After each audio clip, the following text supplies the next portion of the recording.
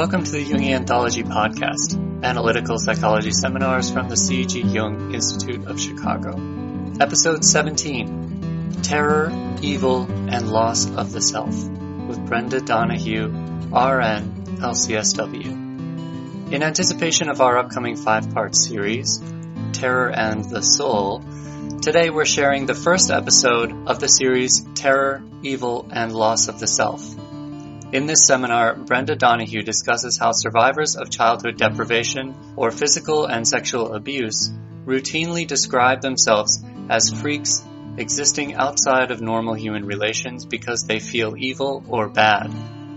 This is because the child victim takes the evil of the abuser into him and herself in order to preserve the primary attachment to the parents. This sense of badness or evil becomes a staple of the personality structure, and many survivors spend their lives refusing to be absolved of blame.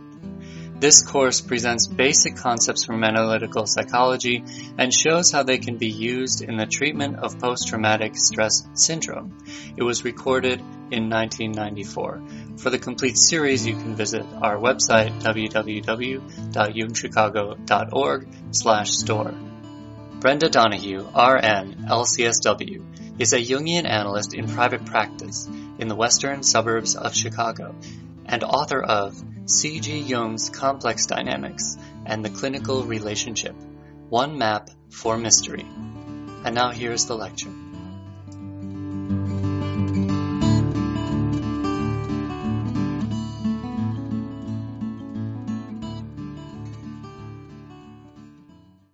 The goal for the course is to present clinicians with useful tools that will help you develop a working paradigm for the treatment of patients who have experienced physical and sexual abuse or neglect. I'd like to say a little bit about my experience and about kind of how I'd like the class to work. And that is, I've been doing therapy a long time before I became an analyst. I struggled in the program trying to integrate what I had learned as a clinician with Jungian ideas, and for me that wasn't always easy. I do 2 groups a week, one men and women and one women of survivors of post-traumatic stress disorder, largely. The work that I do is long-term. I do not do brief treatment. I am not going to survive in the managed healthcare system. I don't do that kind of work, and I'm too old, I think, to learn how to treat somebody in 6 sessions. So, that really is the base that I operate under. People who work with me usually work with me for 6 or 8 years. It's a long time. Oftentimes, they go into group and work individually as well as in group, and they don't go into group until they have a fairly well-developed observing ego. So that's kind of a sense of a little bit of how I work. I would ask that in the class, that rather than work with theory, that we try and think about people that we've worked with and see if we can ask questions about that and work together on trying to understand how to work with them. So that's kind of the format. I will be talking about theory. Some of it is very boring. And yet I'd like us to think about how it works, what works and what doesn't work. I've got some operating assumptions in the way that I work. The first is that the survivor is the author and arbiter of his or her own recovery. The analyst remains neutral, and that means that we don't take sides with parts of the patient as opposed to other parts, and that we refrain from advancing a personal agenda. This doesn't mean that the analyst does not respond with empathy, but rather that the analyst understands that there's a difference between siding with parts of the patient and working with the patient to develop an understanding of these parts. The analytic work with this kind of patient, and I think with all kinds of patients, really requires mutual collaboration and cannot be done without it. If the patient is unable to collaborate, then an assessment can be made with the help of the patient so that the work can move towards that goal. If the patient cannot collaborate or learn to collaborate, it is difficult for change to take place. And I think that it may become likely that the analytic work will replicate the trauma. Okay? The third thing is that the relationship between the analyst and the patient is a triad. The analyst, the patient, and the victim or the perpetrator. And the victim and perpetrator construct will change in the work. The goal of the work is for the analyst and the observing ego of the patient to develop ways to identify the projective mechanisms that maintain the perpetrator-victim structure in the outer world, and slowly begin to pull those projections in so that the inner structure can be worked with and that individuation can be loosened and take place. And that's really what I'm going to be talking about. It's the work of the analyst to bear witness to the patient's story, not to rescue and not to reject. The therapeutic agreement should be clear. Both parties are committed to recovery, truth-telling, cooperation in the work. Boundaries are clearly defined, but can be negotiated. For instance, have an agreement with the patient to see them once a week at such and such a time, but they begin having flashbacks, and they begin having a difficult time. So the patient calls, the time to be seen is renegotiated, and they may be seen 2 to 3 times a week when they're undergoing, difficult periods. And then you work within the structure to change it again as the need takes place. So there's kind of an overall agreement about meeting time and fee and late cancel ideas, but the structure can be negotiated. I think the main idea there, and for those of you who have worked with people with post-traumatic stress disorder, it really is important that the patient not scare the daylights out of the analyst, and sometimes that can happen. The sixth is that the analyst needs to have a strong support system, which includes a safe, structured, and regular forum for reviewing clinical work, where he or she is safe to have their feelings and to hypothesize about what might be going on with the patient. That's real important. Seventh one is that this class is a way for us to explore what works and what may be useful for us as clinicians when working with patients like this. Any case material that I may be used or that you present, I ask that be distorted and disguised in order to protect confidentiality. So I'd like us to talk about patients, but at the same time I'm going to distort and delete and change whoever it is that I talk about so that they're not recognized. The eighth assumption about this class is please ask a lot of questions. I'm assuming that you're all clinicians. The work that we do is difficult, sometimes painful, and I ask that we collaborate and share so that the more you ask, the more you'll get. I'm going to start out with definitions. They're going to be Jungian definitions, but they're really the ground floor of the paradigm that I'm presenting. And I think that what's important is that as I work on the definition, that we can try and understand how that would manifest in the clinical setting with this kind of patient. Okay. So the first definition that I'm going to give is the self. It is a particularly helpful, wonderful concept for an analyst. It is the sum total of the personality. It carries the image of wholeness. In one sense, it is our full potential for development that is asleep, that gets brought into being during an entire lifetime. I think Jungians are the only psychology that believe in the self. In a sense, it's a higher power, or it's a consciousness within the unconscious. If you want to think of it that way, it is that part of the personality that sees the entire personality. It is the somebody within us that knows what the blueprint is and tries to make sure that the blueprint gets actualized.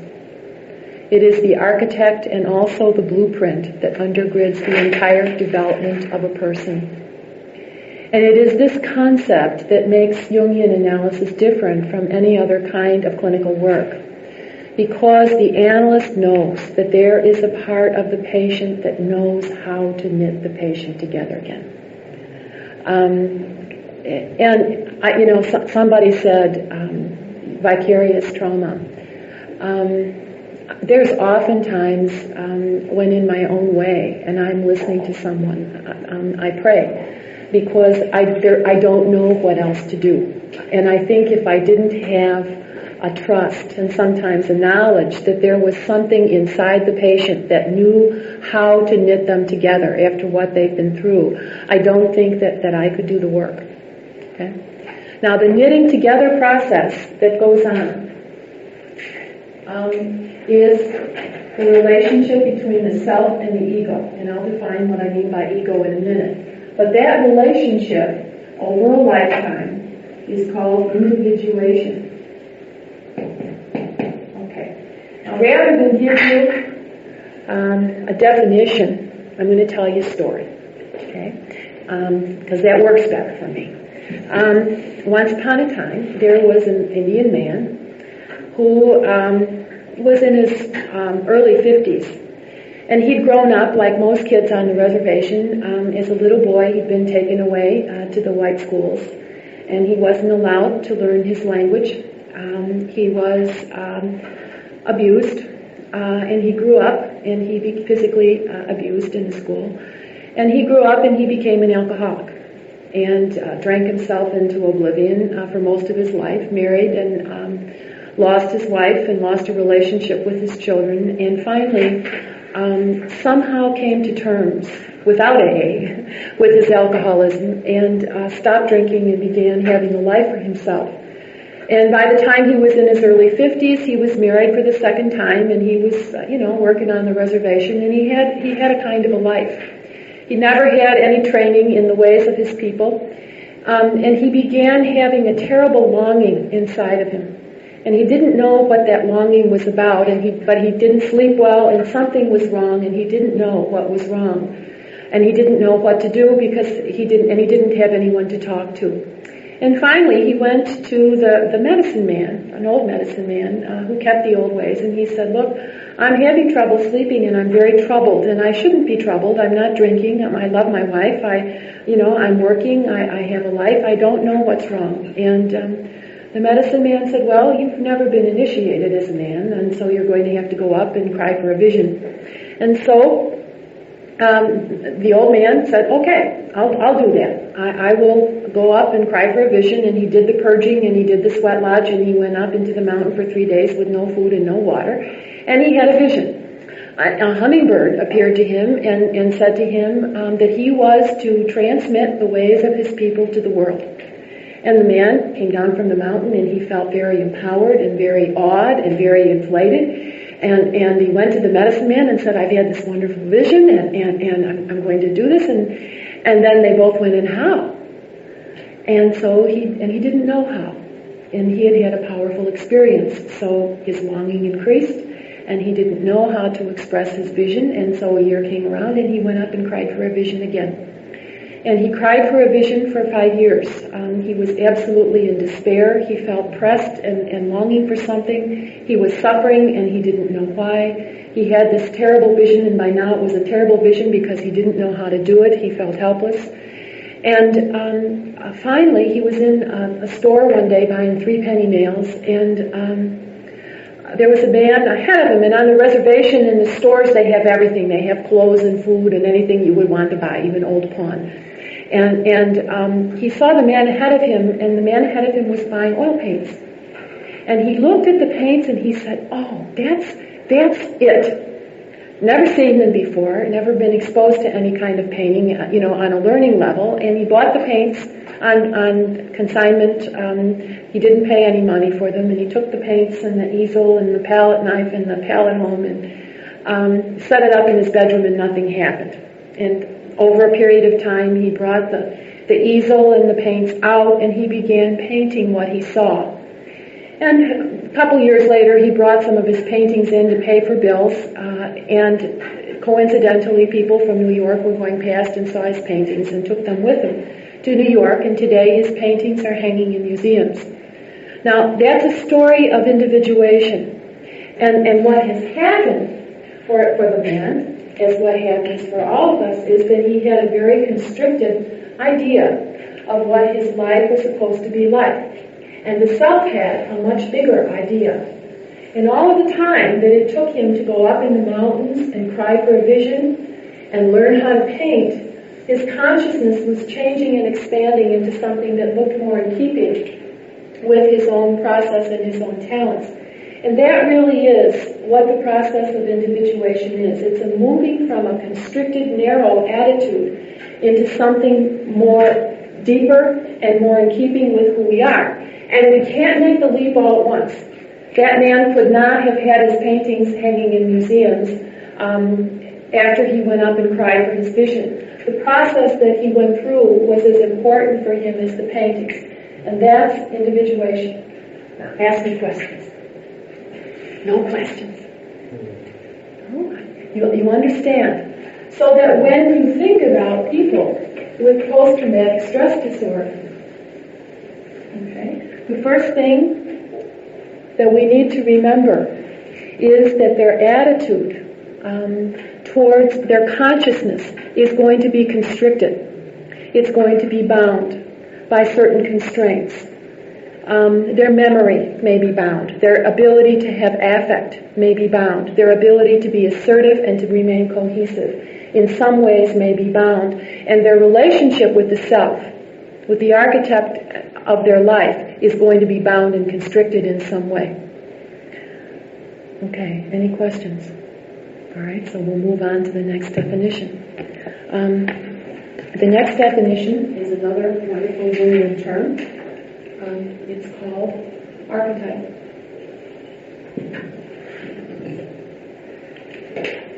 I don't know of any other discipline that has archetype. It is an invisible structuring pattern of psychophysiologic performance that is linked to instinct.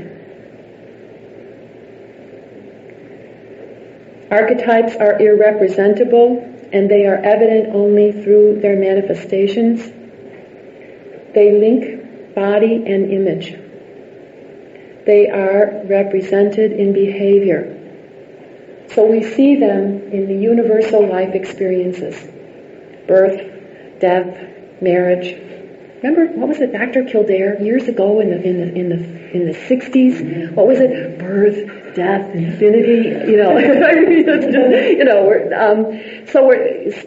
Those are archetypal experiences: marriage, separation, motherhood, fatherhood.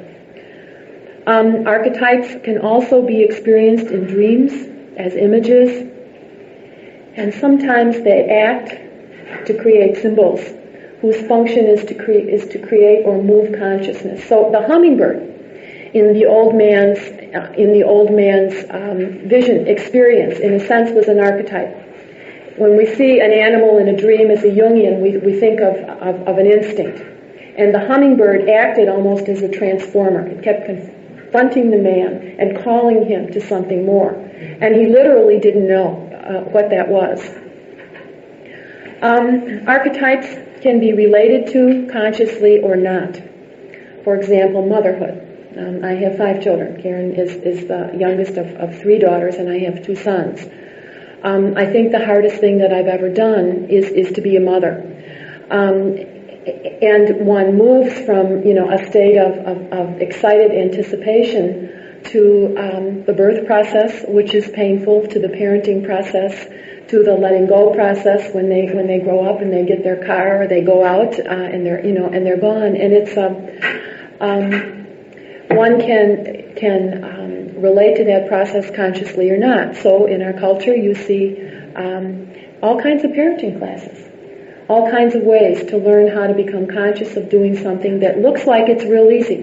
But we don't have doctorates in parenting. I wish we did. So we can relate to it consciously or not. If any of you have ever watched infant observational studies, You can see mothers handling babies over and over again. They've done a lot of this in England since World War II. And sometimes you'll see a mother that's absolutely in sync with the baby. Absolutely, they dance together, and it's beautiful to watch. And sometimes you'll see a mother that looks like she's doing all the right things, and it looks right, but they're not in sync. There's a dissonance. Some of that is archetypal. There's a readiness in the mother and a readiness in the baby to respond to one another, and there's kind of a lock and key mechanism, and so they're responding.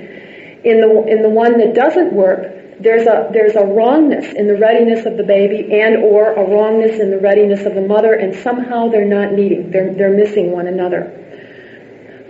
Archetypes in the guise of symbols that are fascinating and compelling arise in dreams when an individual is preparing to give up a bit of unconsciousness, or conversely, when the unconscious is preparing to yield up one of its treasures. One of the people that I'm working with right now is having powerful father dreams. And before, when her father spoke, and this is her history, she was incested by her father for a long period of time, and he was the only support that she had. The mother was very non-available. She was, for many reasons. And this woman literally worshipped her father, and the father taught the woman to worship him. That was part of the incestual relationship. And her dreams over a period of the last 6 or 8 months have changed to where she has grown from a little tiny figure confronting this great big father to where she's a grown-up woman talking to him and saying, "What you did to me is wrong." Now this is happening in the dream process, but the dream process is anticipating her daily life process. Her daily life process is part work. So we have the part of her that is confronting the father in the dream. But we also have the part of her little girl who adores and worships her father, and the part of her little girl who is enraged with her father. And we have our relationship with her observing ego and myself, watching the little girl who adores her father and the little girl who's enraged with her father, and listening to the dream and knowing that because these parts are still at war with each other, it's not time yet for her to speak her piece to him. Does that make sense to you? So the dream is about a relationship partly with an archetypal father who has shrunk to human terms that she can relate to, but she's still split. So we don't take the dream, in her case, to mean that she's had this experience of confronting her father, so now it's time for her to go out and confront him. And I'll say much more about this. What I'm wanting to point out here is a relationship with an archetype that shows up in a dream and then changes. As she becomes more conscious, this big, huge father begins to change and become able to be related to, and that's the inner structure. Okay? Any questions about that? I'm moving too fast, but we'll come back. Any questions about archetypes? I have a question about this. Would dissociation fit here in that if you were just looking at the little girl and ignoring if she was doing it? No.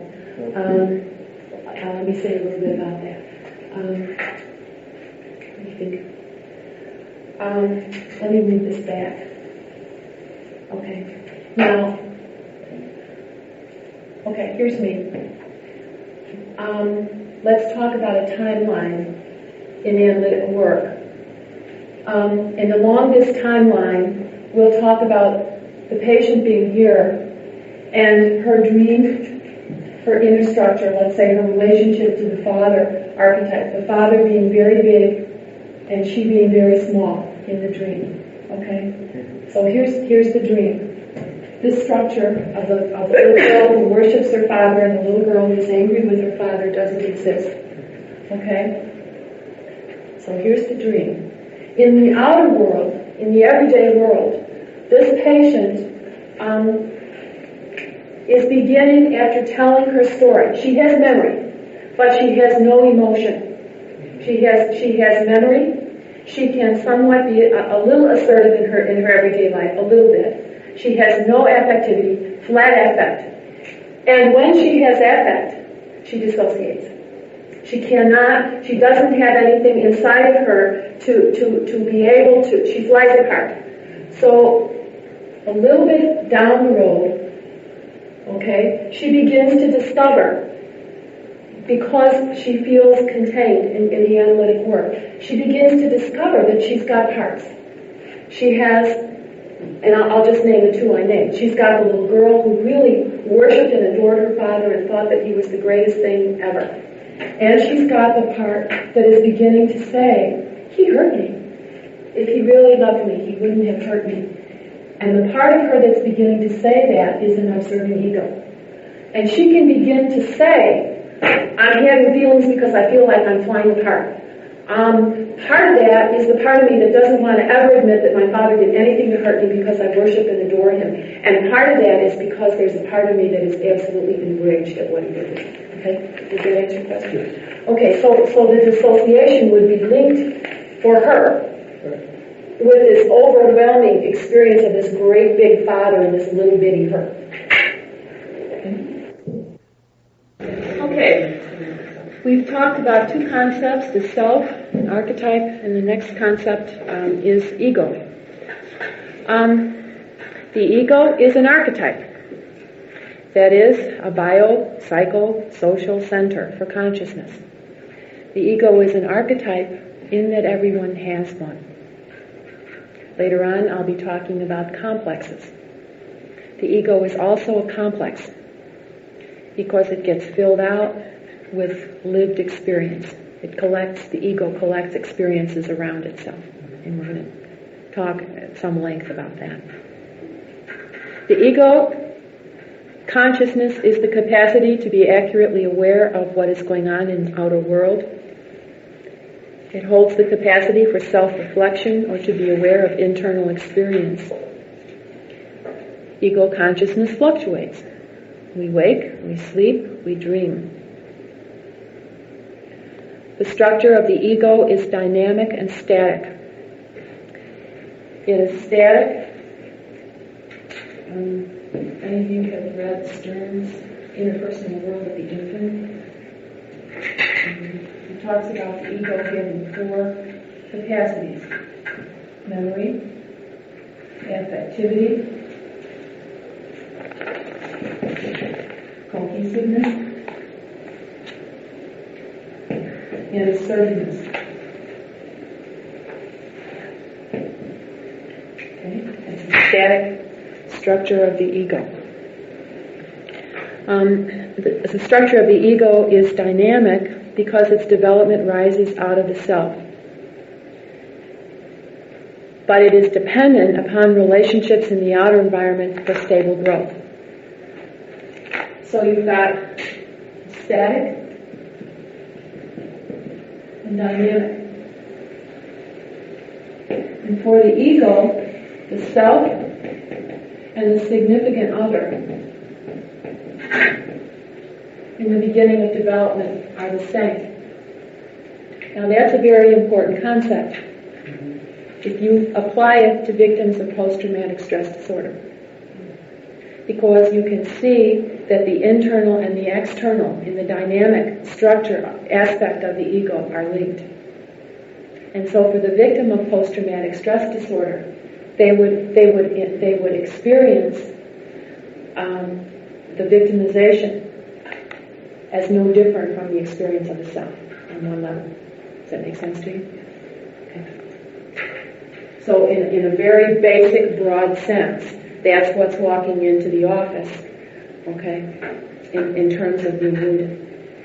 So in a sense, it's very nice to have priests in the class, because this person needs that kind of mediation sometimes between the ego and the self.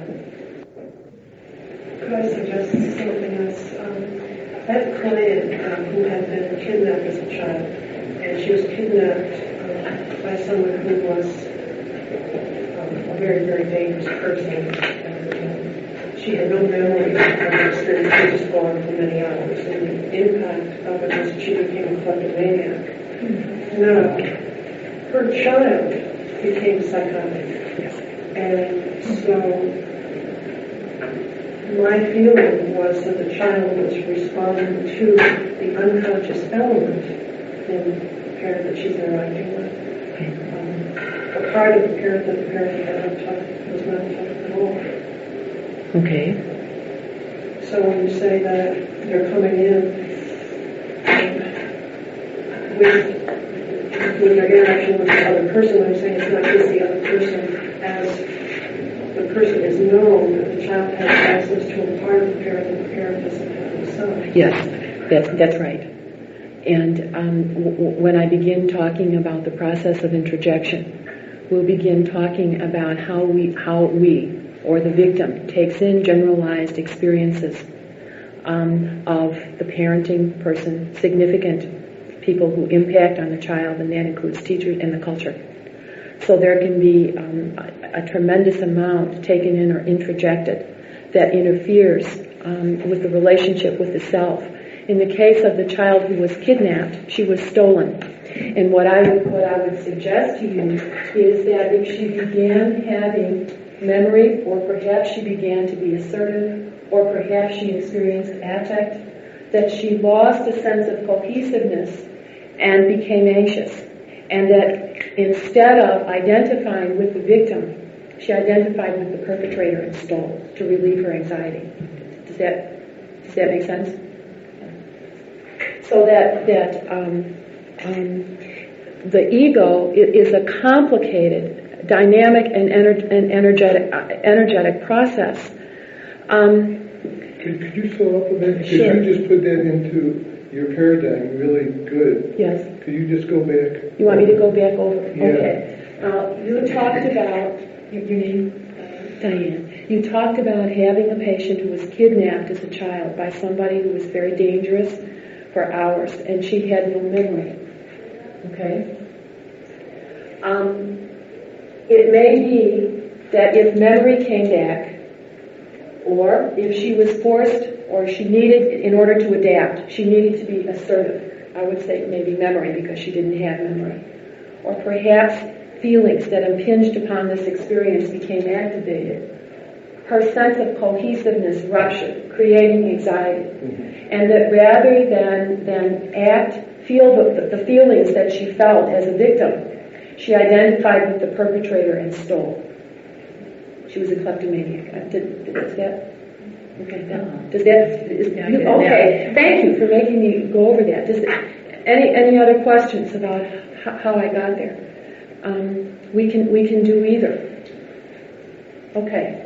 Now, could you talk a little bit more about how you mean cohesiveness? You don't necessarily mean the opposite of dissociability. No, I don't. We have a sense of history, a sense of an ongoingness, a sense of an I that goes on. Someone who is lacking in a sense of cohesiveness will have that disrupted. When it's disrupted to a tremendous degree, you have a multiple personality disorder. I don't work with multiples, and I don't feel qualified to talk about them. But that's when the sense of cohesiveness is ruptured so that the ego forms split-off parts. But cohesiveness is just our sense of hanging together and having a history and a sense of ourselves. Okay? And when we become anxious, any of us, when we're stressed, that sense of cohesiveness loosens. And later on, as I begin talking about developmental stages and instincts, we naturally go through the stages of development over and over again in a lifetime, and our sense of cohesiveness loosens during that time. I mean, we're not this kind of solid, rigid structure that you would think. Our sense of cohesiveness kind of expands and contracts over a lifetime. But when it's abnormal, there will be a sense that the person doesn't have a sense of continuity. You'll hear a patient come in and say to you, "I don't have any memories before I was 10." And you go, "Oh, okay. I don't remember what happened from such and such a year to such and such a year. I don't remember that marriage. Okay? It's a lack of memory, but it's also, you'll get a sense of a big interruption in the life where their sense of continuity was somehow interrupted. Question? Yeah, my question was, earlier you indicated that you do parts work. Yes. And I was wondering, is there a certain model that you use? God, you know, that's... I'm familiar with Richard Schwartz's interdependence. No, I would say that my training was much looser than that. It started about 24 years ago when group therapy, in the early 1971, when group therapy was very important and TA was just beginning to have its heyday and reparenting. And so the work that was done then is really not parts work. It's a takeoff on Gestalt, where it began as people becoming ego states, parent, adult, and child, and then it began to become much more sophisticated in terms of releasing affect or making conscious things that were unconscious. Mm-hmm. Okay, so. Okay. Well, I was wondering, how do you relate this notion of the ego to parts work? How do they put together? The easiest way to talk about that is I don't. I'm probably making a theoretical boo-boo. What I do with patients is to begin working with developing enough of an observing ego so that they can tolerate or hold memories, feelings, and maybe make some behavioral changes where they can tolerate or hold, beginning to step back and observe what's going on inside of them. So, for instance, the person that I talked about who began seeing me was 1 year out of cocaine and alcohol detox, and began having trouble managing the day-to-day life and the day-to-day relationships, and so came to work with me with full memory of the fact that they had been incested from the time they were 3 until the time they were 15, but could not have any affect, dissociated when they had affect, and couldn't be assertive, and so began the work. And basically, it was a telling of the story over and over again. As that happened, and the person began to be able to link memory with body experiences, they began to develop enough of an ability to observe their internal experience, to not be in complex. And I'm getting ahead of myself when I talk about complex and being in complex, but to develop enough of an observing ego to be able to say, when I feel this particular sensation in my chest or this particular sensation in my legs, I know I'm reacting out of a pattern that was there when I was incested. And when the person can have enough of an observing ego to be able to talk about their experience and enough to hold it, then we can begin doing parts work. And the parts work is very important, because then what we get to is the part of them that feels victimized, the part of them that is angry and hates me for listening to their, the stories about the perpetrator. So it's a way to work transference, countertransference issues, but it cannot be done until there's enough of an observing ego for the patient to step back into after they step into the part. Does that? Yeah, I'm just wondering, do you see these different functions in someone that's been traumatized? Do you see them being sort of held by different parts? Let me go on, because these are not necessarily the parts. The memory, the assertiveness, affectivity, and cohesiveness are normal parts of the ego that get filled out with life experience. Okay? When I think about parts, I would think about the part of them that's the perpetrator, and the part of them that has been victimized, and the part of them... Oh, Karina, thank you. The part of them, for instance, this woman had a mother who was born premature, and literally was non-available to her. The mother was neurologically damaged, I'm almost positive, and literally would get so anxious. She sounded obsessive-compulsive personality disorder, and literally was not available to this woman. And so she worshipped her father. As she developed her observing ego, she had memory. She was not able to have affectivity.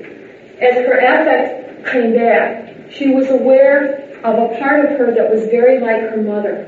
That when she would have affect, she would act like her mother and get very anxious and be very busy and very driven. It was very helpful for her to be able to confront that part of herself and talk about her anxiety and how stupid she was and how she didn't like having a daughter and how unavailable she was.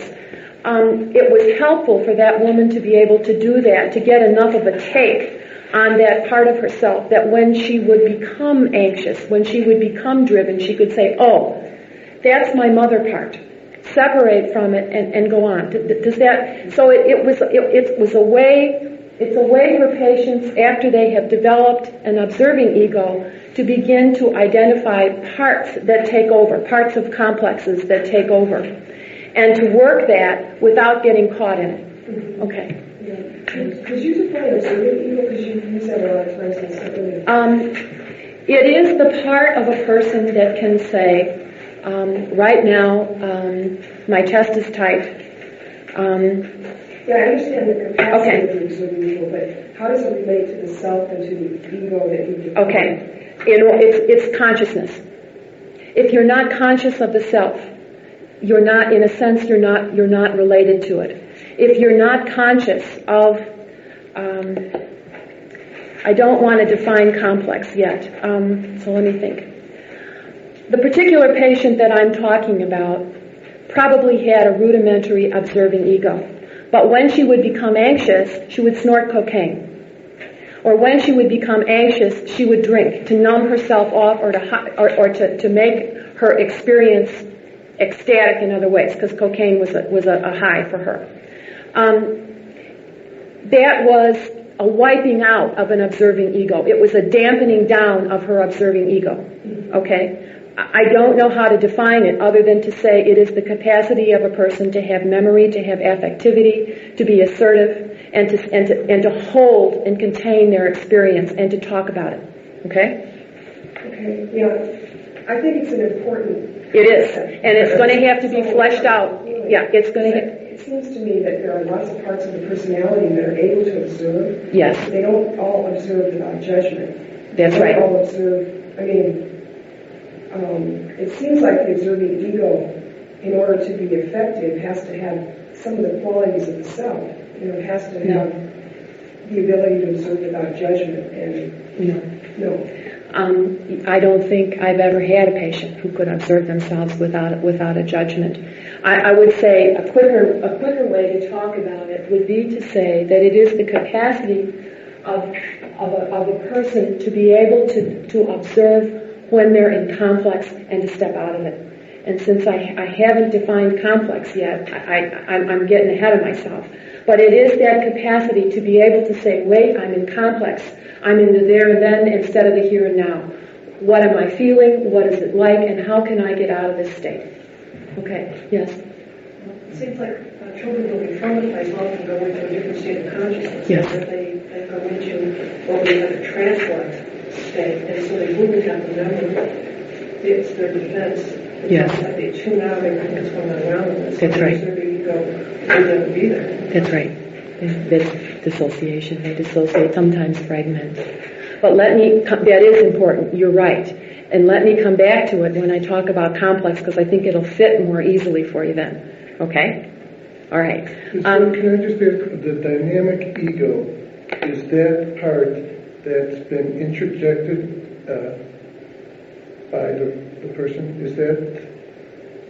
Okay, the dynamic part of the ego is like the man in the story who longed.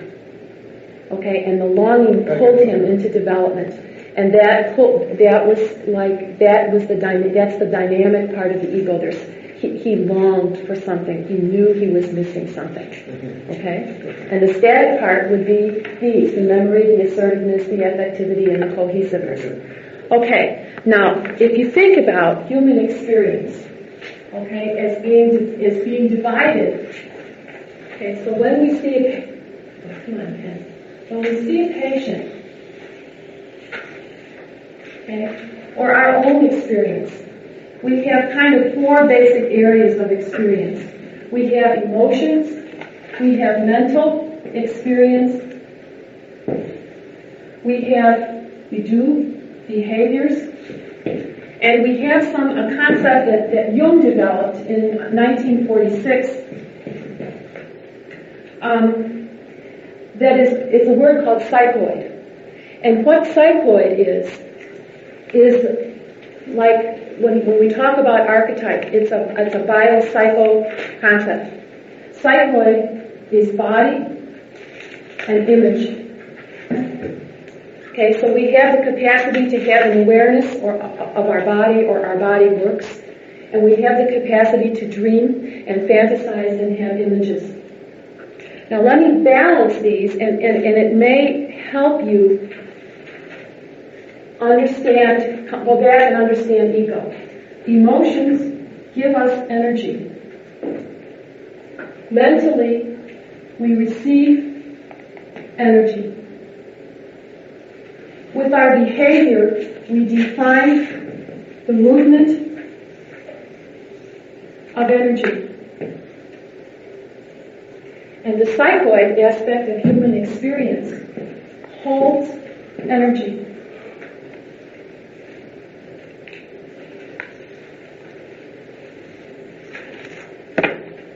On the continuum, this goes back to what you were saying before, where would that ability to observe the complex and step out of it come with that, in terms of the treatment? Okay. The ability to observe and step out of the complex. Okay? It doesn't have to do with that. It has to do with that long line we drew before. Okay, with the patient? Yeah. Down here. Okay, where she was dissociating here? Right. And then where would it be when she sees the complex and steps out of it on the continuum? Okay, it would happen in terms of a process. Okay? This woman would say, when I get anxious, my hands start to shake.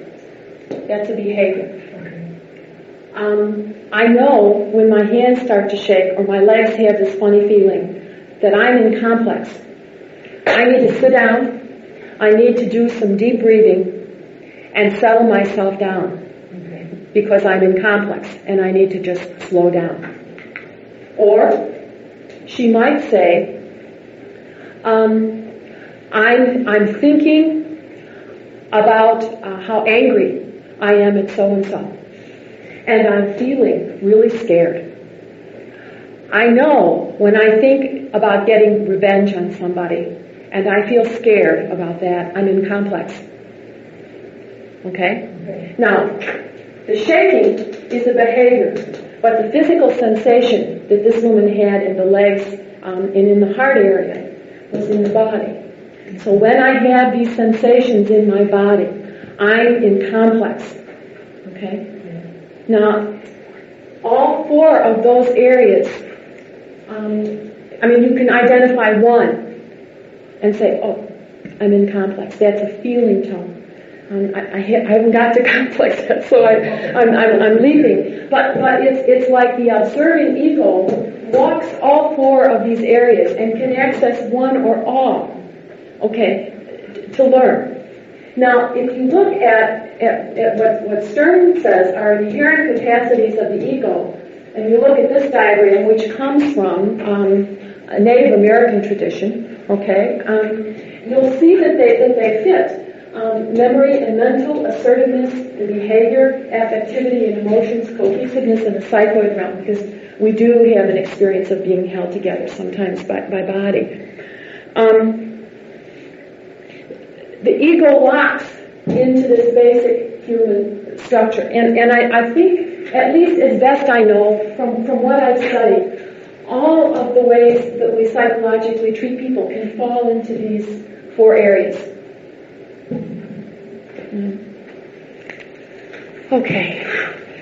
We can talk about complex. All right. Any more questions about self, archetype, and ego? Good. All right, wait, Marcia, I had a question. Okay, right. I know how to phrase this. When you talk about the access between the ego and self, by the individuation, Yes. and it seems that unless you have very strong access, you're not going to have the individuation. And you see the sudden growth in narcissistic personality. So when I look at that, there's something missing to me, because what's missing is what will provide the transformation in the personality, what will provide the transformation in the emotion, where the growth comes from. That's what I don't see when I look at that. Okay. It's not there. You're not seeing it because it's not there. It's not there yet. I hope to get to it. I may not be able to get to it tonight. It is there, but you're right. It's not in that picture. So can I? It will come. Okay. All right. Complex. Jung discovered that human experience is laid down in patterns. And those patterns he called complexes. He thought of complexes as patterns of feeling tones. Feeling tones. Ideas, images, physical sensations, and behaviors wrapped around an archetypal core. This concept is very important in viewing victims of post-traumatic stress disorder, because it literally helps the patient collaborate in their own recovery. The patient begins through the process of discussion with the analyst to reflect upon their emotions, ideas and thoughts, physical sensations, passive fantasies, and their behaviors, and some awarenesses about those aspects of themselves that are overly developed and those that are not developed or deleted. Let me give you an example, because I do better with telling stories than I do with theory. I had a friend when I was in nurses training, and we were walking down the street to buy some old-fashioned peanut butter, and a car backfired and he grabbed my hand, and tight, and I was frightened because I didn't know what was happening, and this guy was white as a sheet. He had beads of sweat on his lip. He was shaking a little bit, and he had a hold of my hand. And he started deep breathing, and I stood and waited with him. I didn't know what else to do, but I was really scared. And after a few minutes, he said to me, I have post-traumatic stress disorder. I was in the front lines in World War II, and I watched my friends being blown up and landing on me. And when I hear a car backfire, I go back there. And he said, I was deprogrammed, when I got home from the war, and I have learned, how to alter my body and literally deep breathe. But when I hear a car backfire, my first response is to be back there, and my body wants to dive under the nearest car so I can protect myself. Now that was my first exposure to the idea of complex. But that's a complex. That's how it works. That's how quick it works. A trigger happens and the person is back and the there and then in that kind of reality. And that is, at least from my experience, the reality of the people that I've worked with who are victims of post-traumatic stress disorder. Someone over here talked about a patient, I think it was you, being wordless. Okay, I would guess, I don't know, but I would guess that wordlessness may be because part of them is back in a different kind of an experience and they're unable to talk about it. So that's a complex.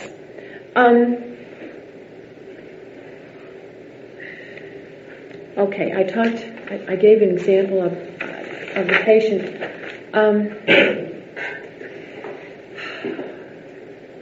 Let me think of another example.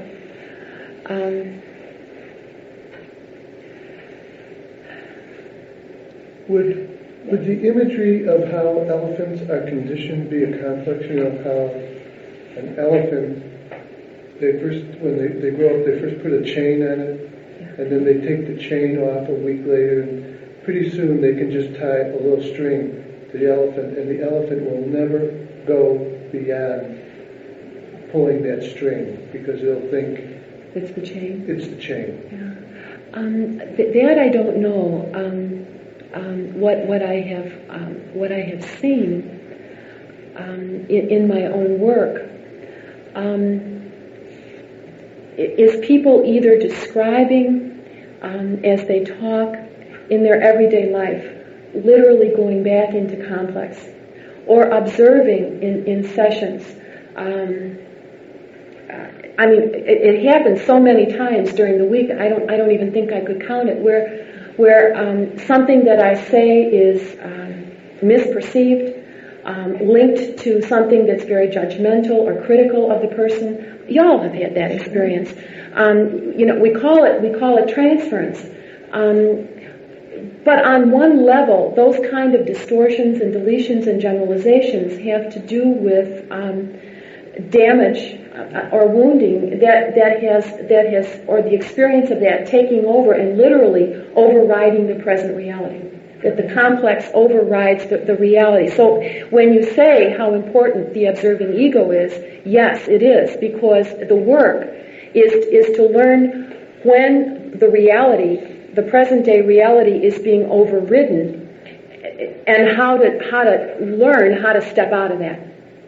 Yes.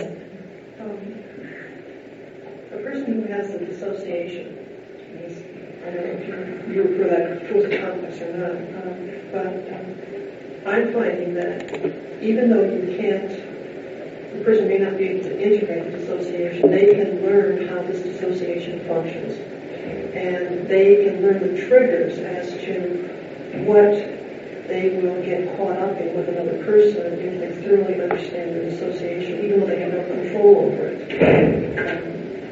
Okay, can you give me an example, or give us an example? A woman who is drawn to abusive men. Now, she comes from a home where she has been physically abused, and the complex that you might be describing as a complex where love is associated with violence. That's what she has experienced. People who love her are violent towards her. So that when she meets somebody who has this subconscious core to them, there's an immediate rapport. And if she can sense this click that happens immediately, then she can learn that she is getting involved once again in this kind of a relationship and catch herself before it happens, even though that dissociation hasn't been integrated as yet. Okay, I don't understand what you mean by dissociation. Well, I guess I'm confused between my concept of dissociation and your concept of complex. I'm not sure if they're the same thing or they're different. Okay, I don't know. Can you help me with what you mean by dissociation?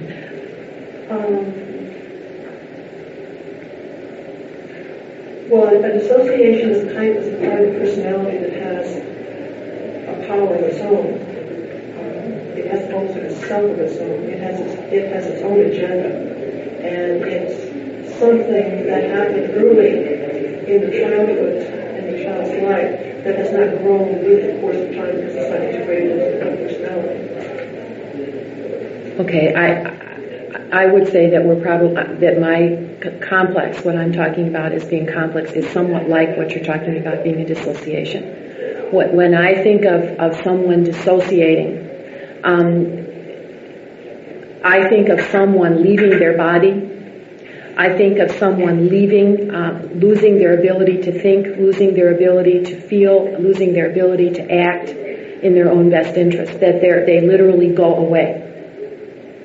So I would say that your concept of dissociation and my idea of complex would be closer together than what I think of as being dissociation. I think it's like that's the hard part of working with therapists who have been trained in different disciplines, because we have different words that mean the same thing, and then we've got to kind of try and figure out, like in this case, I think we're on the same page, but the words are different. I guess what I'm asking you is, in your idea of a complex, would your complex have something in another person that they would click with? Or is this confined to the person? No, because a person doesn't exist in a vacuum, and so there would always be a stimulus from the environment that would activate the complex, just like the car backfiring got my friend activated into complex and back in the front lines in World War II. Are you saying that if something triggers the complex and someone's aware that something just triggered the dissociation or the complex, that awareness is the observing ego and that even though you haven't integrated this part of you, you can learn to identify how it works, and there's a protective mechanism that you're developing. Yeah, so that in the case of that client, or many clients who have been raised in an abusive situation, who are attracted to people who repeat the abuse, what you're saying is that there's kind of a lock and key mechanism where the person says, wait a minute, I'm into it again. This is what I need to do not to get into it. This is how I need to take care of myself. This is what I need to think about, but this is not okay for me to do. Okay. Same page, different words. And that's what you're calling the observing ego. Yes. The ego is a complex. The four aspects of ego consciousness are archetypal. But the complex is that the ego accumulates individual life experience. It used to make me crazy when I would read Jung. And I mean, he's all over the place. He's got 75 different definitions of ego. And sometimes he talks about the ego being an archetype, and sometimes he talks about it being a complex. And it used to make me crazy when I would be studying or trying to write something, but it's both. It's archetypal because we all have the capacity to have memory, affectivity, assertiveness, and cohesiveness. But the ego is a complex because it gets filled out as we cycle through the developmental stages and we get our own kind of experience that are attracted to the ego. And the core of the ego and the circumference of the ego is the self. Now, let me say something about that, because that sounds so metaphysical. And what has that got to do if you work in a mental health system or you have a patient come in who's hurting and who's got post-traumatic stress disorder? The self is always there. And I think that the one thing that I have seen over and over again in my patients is the hope in them that I believe that they can get better. And the only way that I can believe that they can get better is to trust that there's something in them that knows how to knit them together. Because sometimes that's all I have. That's a big piece. You bet. You bet it is. Please. Do you really mean that the self is the center of the ego, or the center of? It's the center. It's the center and circumference. So it's like you can think of it in two ways. If you make a cone and you go to the bottom of the cone, the self is there. And if you make the cone go out, it's the circumference. It's a metaphysical concept. The way that I would say that people experience it as the center is. What is it? I mean, I hate to. It's okay. But I've never heard it called the center of the ego. Okay, I've always heard the self being called the center of the sum total it is. of the personality It is. and the circumference. Okay. I mean, it includes much more than just the Right. ego. Okay, it does. And what I mean by that is that in working clinical terms, it is the part of a person. Let me give you an example. A patient who worked for a long time, had memories come up, talked about the memories in a group, wept, had people weep with her, checked out because after she wept and talked about the memories, she had shame. It was like the part of the center of that, or the invisible part of that, was the part of her that stepped out and trusted that there was something in her that knew what she was about. And so when I say the center of the ego, I don't mean to collapse it into something less than the ego. What I mean is that it is an experience that people have, that there's something in themselves that's trustworthy, that knows what they need. So I'm talking about an experiential definition rather than a cognitive one. It's that woman, when she finished her work, stood up and she said, "This is the first time I have ever known, going through this. I felt like the ground holds me up. I felt like I'm here and I can trust myself. I can trust that I take in that people care about me even though my father did terrible things to me, that I'm not bad." It's an experiential center, not a cognitive one. Does that make sense to you? Yeah, that's why I don't understand why it would be the center of the ego, but... Okay. It's probably not a well thought out version. I think I'm more talking about an experience of being centered, of being trusting something within oneself, and I guess that wouldn't be the center of the ego. It would just be a sense of centeredness. Okay? Yeah, okay. So in your story about the man who goes through the initiatory process, Yes. then it's the part that he doesn't know what is coming for his initiation into who he is. Well, he didn't say, I don't get this. Nothing's happening. Who gives it? Who gives a darn? I don't care. I give up. He didn't say that. He trusted that something was really happening. He trusted that something would be revealed to him. It's that I'm talking about. Give me a better definition for it than center of the ego. On that, the image of the hummingbird is that it moves so fast but it stays in the same place. Okay. And he was able to stay in the place while the movement was taking place in him in order to go to the next step. He didn't, that image of stasis and dynamism at the same time is what the hummingbird, to me, is an image of. Okay. I think you're right, though. I think that's not a good way to say it. But I don't know how to say it. Can you help me out? Maybe talks about it. Yeah, Maurice Donahue in this case talked about the ego as being privileged, complex, and Edinger just expands on the whole concept of ego self-access. And each needs the other for confusion. I mean, the ego needs to live out the demands of the self. So that helps you.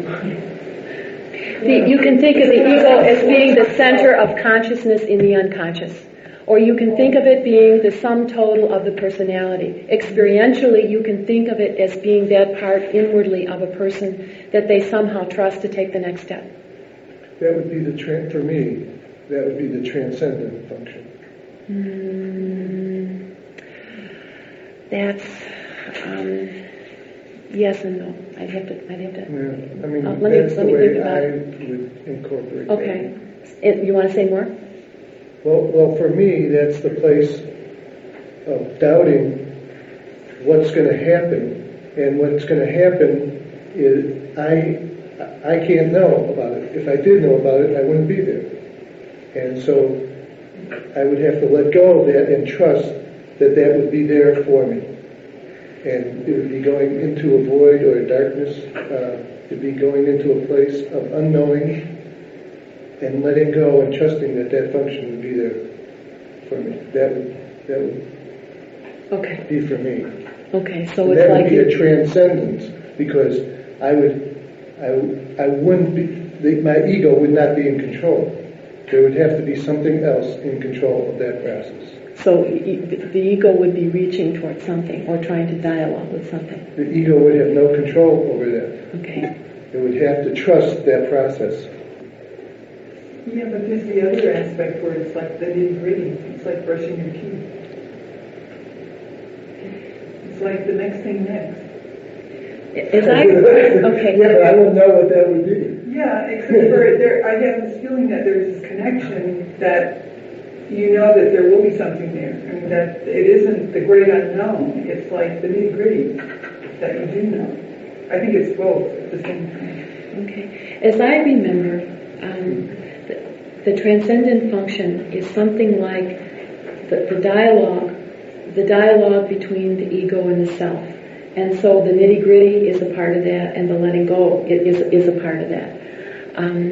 And I would like us all to think about what a way to talk about when when the patient or how the patient goes inside to say, I'm going to come to the next session. I'm going to talk about the next memory. I'm going to let that come up. If it's not a centeredness, what is it? Because I think it's an incredibly necessary part of the work. It's the part of the patient that commits, that's willing to commit to the work, or that's willing to trust that they'll get something back from it. And I don't know how to call it. Yeah. Let me summarize kind of what I have said tonight.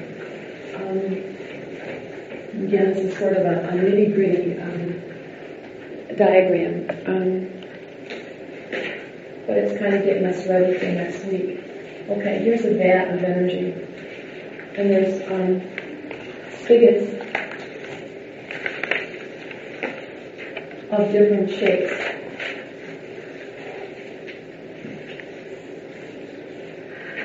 Okay.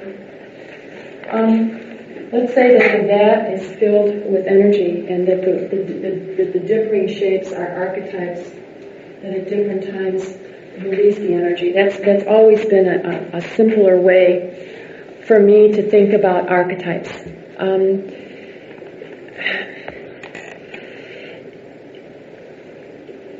If you think about generalized human experience being here and needing to be poured out, then it comes out in different ways. I think of the someone said, how does the ego move? There's no movement in that diagram that you showed. There isn't any movement in the diagram that I showed. This is kind of a take on what creates the movement, and it's a trying to get behind what happens in post-traumatic stress disorder. So very basically, let's say that we've got human experience, okay, with a mental, a psychoid, an emotional, and a behavioral aspect. And we have an ego with a memory, with an affectivity, with a cohesiveness, and with an assertiveness. And we have instincts that come from outside this and impact the ego. And before they do, they have to be dampened down into something that's understandable. That dampening down process I'm going to talk about next week, but I wanted to start it tonight. That dampening down process creates an archetype that can relate to the human structure. Okay.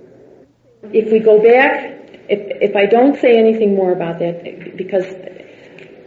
and I go back to the story of the old Indian man that I talked about in the beginning. Let's say that his ego had longing. And that what was coming at him was an instinct of creativity that was incredibly undeveloped. And that these two, over a period of time, because of a hummingbird, began to have a relationship until he developed his creativity. If you think about that process with someone who's a victim of post-traumatic stress disorder being interrupted, and being interrupted by a complex or a series of complexes where the mental, the emotional, the behavioral, or the psychoid components of generalized human experience, or memory, assertiveness, affectivity, and cohesiveness is interfered with, and a complex develops that distorts this relationship, so that the ego longing and the relationship with with the instinct, in this old man's case, creativity, is distorted, generalized, or deleted. So that the woman that I've been talking about does not have a spiritual life,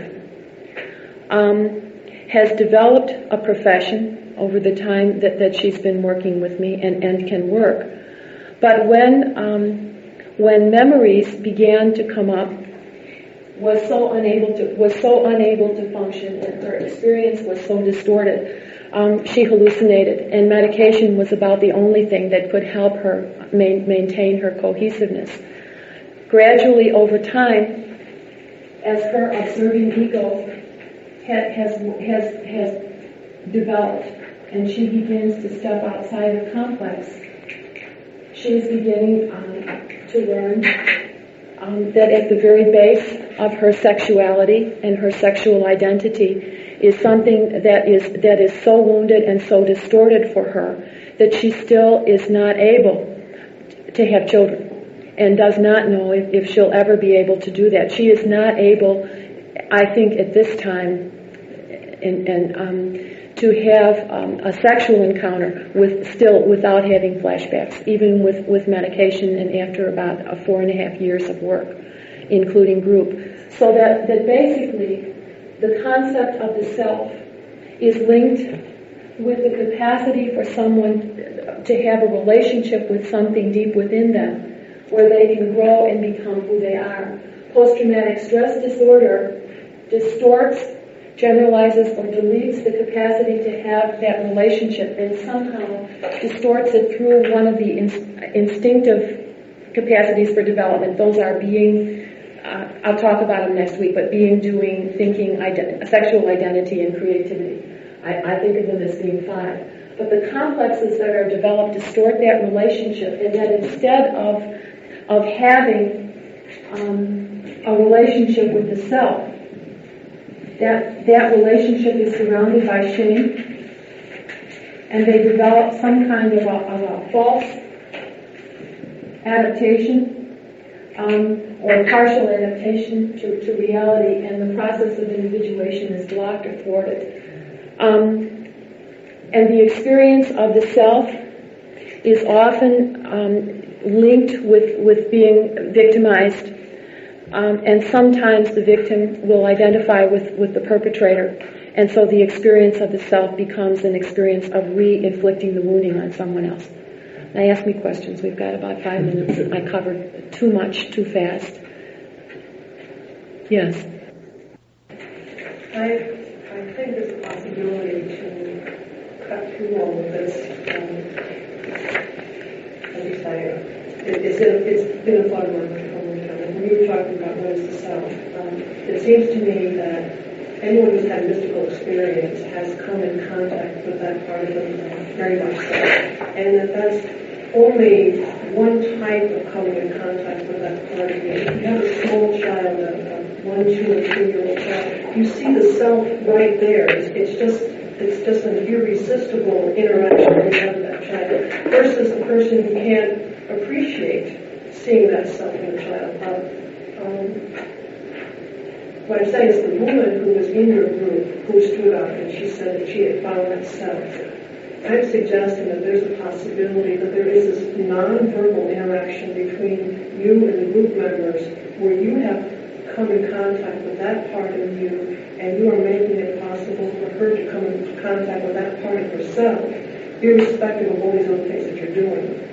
And I guess what I'm looking for is a way to build on that part, to make it expand within the person, to give them the strength to go through all that you are trying to make them face. I think that has to come from inside of them. I think that the people who stay and who work have something inside of them that they trust. I don't know what to call that, but I don't think that the therapist does the work. I think that there is a great deal to be said for the interactional field between the analyst and the patient, and I will say more about that because I think it's terribly, terribly important. But I think that push come to shove, that the patient has to somehow deep within themselves make a commitment to the work and do the work. The analyst can present, the analyst can be there, the field can be there, but if the patient is not willing to work, the work won't be done. What I guess I'm saying is that I think there's a possibility that you can help that person connect with that part of them by you being connected to that part of yourself. I think that's right. And I think that's very, very Jungian and very wonderful. And when I say that I think that that's what makes a Jungian analysis different, I think it's that. I mean, I think what you're talking about is something I said earlier, that there's times when I pray, and I'm sure all of us who work with patients pray, because what can you say? I mean, what can you say when someone comes in and says, I remember being kidnapped when she was how old? Okay, for how many hours and with some kind of a terrifying man? What do you do but listen and pray? And you're right. Does the patient pick up on that? I think so. Isn't that what Jung was talking about with the philosopher's stone and alchemy? Yes, and he said, basically he said that the patient, the analyst, the unconscious of the analyst, and the unconscious of the patient so that you've got all of this going on at the same time. And that's kind of an aside, but I think that diagram expresses what you were saying. Are there any other questions? We covered self, ego, archetype, and complex. That's a tremendous amount of material for one night. Too much to assimilate.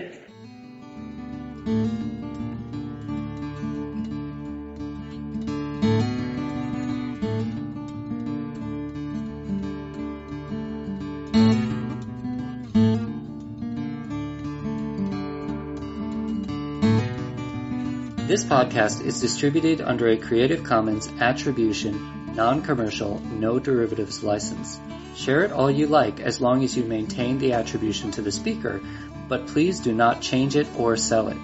If you like this episode, tell your friends about us or leave us a review on iTunes. For more information about classes, training programs, videos, audio, this podcast, or to find a Jungian analyst near you, visit our website, www.jungchicago.org.